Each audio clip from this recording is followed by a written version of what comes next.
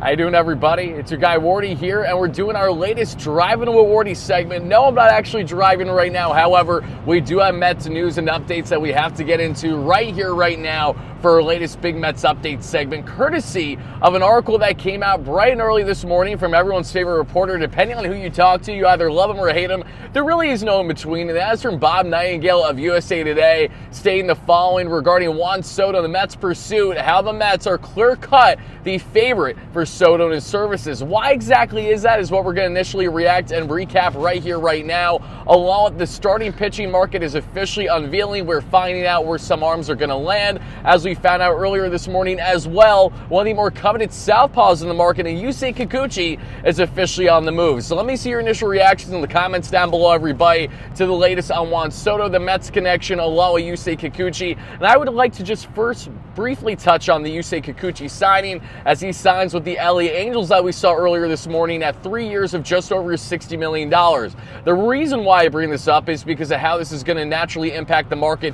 for Sean Manaea, among others. And at $21 million average annual value for 3 years, Yusei Kikuchi, some people are saying is an overpay. I actually love this contract a lot for the Angels, and this is what I would have certainly done if I was David Stearns of the Mets and they had the opportunity to do so. Kikuchi had a tremendous second half of the season last year in that pitching lab with the Houston Astros, and now is going to be a nice formidable option in the middle of that rotation or towards frontlining that rotation there for an Angels team where we have no clue what we're going to get from them in 2025. I won't be shocked if Kikuchi is traded by the deadline, because that just tends to be the trend with this Angels team on always trying to make moves that are better for the club but are lateral at best. This was certainly a nice signing and one of the better starting pitchers now off the market. So Sean Manaea, who profiles a little bit similar, as a veteran southpaw looking for a midterm deal in that 2 to 4 year range, he's going to be looking at least $20 million AAV after turning down the $21.5 million qualifying offer sent by the Mets over this past month or so. But in the case of Manaea and others, I firmly believe that Manaea will land in that Taijuan Walker-esque contract range,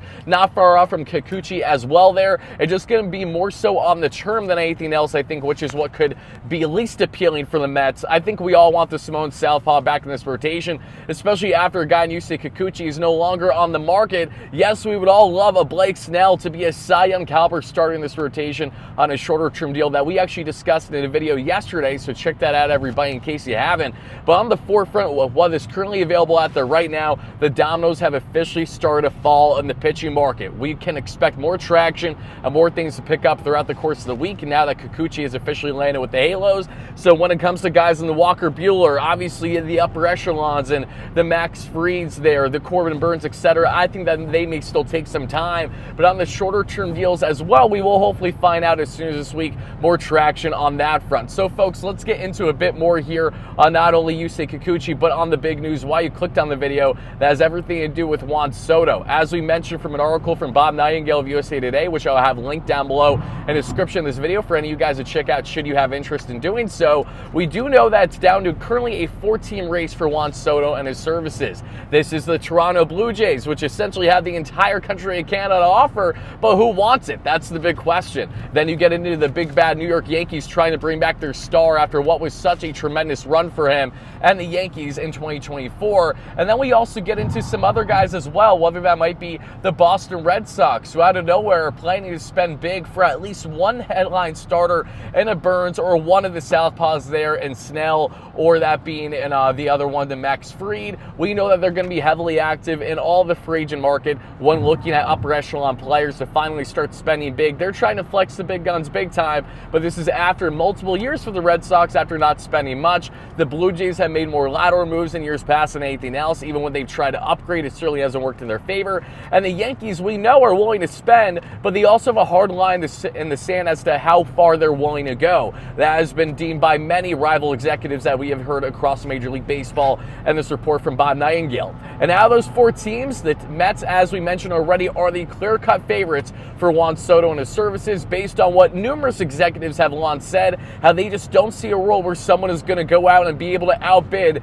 Steve Cohen. Pair that with the Yankees' unwillingness to spend as freely as the Mets are, knowing they have other aspects of their lineup that they have to allocate proper dollars to, and unlike the Mets, where Steve Cohen is willing to spend whatever it takes and then is still properly at around without there really being any true financial constraints for that matter, not nearly to the extent of the Yankees, that is why everything is currently lining up in the Mets' favor. So between Bob Nightingale, between John Heyman, between Ken Rosenthal, between Jeff Passan, everyone in the baseball space, whether they're an insider, an analyst, or a true reporter, has the Mets as the clear-cut favorite for Juan Soto. Nightingale is the latest to state this, but this isn't just his personal belief. This is based off of all the executives that he talks to on a daily basis across Major League Baseball, and he certainly knows a lot. But now let's talk about other teams that are potentially pursuing Juan Soto, because Mets fans, we're far from shocked to hear this. We just actually want to see it come to fruition at this point, and then we'll really get further excited, or once we find out as soon as this week, as Buster Olney reported yesterday, that we can start to hear contract offers finally being sent out by these respective teams with the hopes that Soto signs by latest winter meeting's conclusion. There's a widespread belief that Juan Soto is not going to drag this out nearly as long as what we saw between Harper and Machado in the 2019 offseason, or even Ohtani last year, knowing how different these markets are. And the Dodgers are coming off of a World Series championship, but they aren't in a desperate need to land Juan Soto. They would love Juan, but at their price and at their comfortability of him knowing that he'd be coming to a team just winning the chip and knowing that he wouldn't be the number one face nor star there. In the case of a team like the Philadelphia Phillies, which I do believe they are still going to do their best efforts to try to land Soto, what we know at this point is that according to Scott Boras himself, the Phillies haven't contacted him once. So for any Philly fan out there that is under the firm belief that Juan Soto is a slam dunk guarantee to land back in the NL East, but with the Phillies, I got a bridge to sell you at this point in time. There's still a ways to go before we even find, if the Phillies even find themselves trying to meet with Juan Soto, because it has yet to happen, while the core four teams that we just discussed at minimum have met with Juan Soto, are seeking his services, rightfully so, after what was a tremendous run for him, not only in 2024, but every single season. This is a slam dunk guarantee of a surefire Hall of Famer, a man that's going to be Bonds-esque there as he gets into his late 30s, hopefully steroid use aside, and can just be one of the best eyes and one of the best pure hitters in Major League Baseball consistently for a team like the Mets for, say, the next, 5, 10, 15 years, whatever the contract stipulation might be. What we know, what is certain, is that the Mets are going to continue to look like a clear-cut favorite until proven otherwise. Steve Cohen looks like a man who will not be bested with the dollars that he is willing to spend. And then when we look outside of Juan Soto, I know a lot of Mets fans have said, Wardy, I don't want Juan Soto because that means that we can't bring back Alonso, that we won't add to the rotation. Whoever said that? It's just you guys saying that. Steve Cohen and David Stearns have never given us a reason to believe that, oh my goodness, if we invest over $50 million AAV in one player in Soto for the next decade plus, that we can't properly allocate elsewhere for the rotation or for Alonso? What was that ever the belief? Is it a guarantee that the Mets will land all these guys at once? No, it is not. But to suggest that the Mets can't bring back Alonso, that they won't significantly add to their rotation after losing Minaya, Quintana, and Severino is just absolutely foolish. And all I have to say is just wait, folks, and let it all play out. Because if everything that I've told you and others have told you throughout the months leading up to this point isn't enough evidence of how we can expect the Mets to operate, just wait until you see them actually make the moves themselves. And then you can properly have your reasoning to say, okay, you know what, I was wrong, this and that, what have you.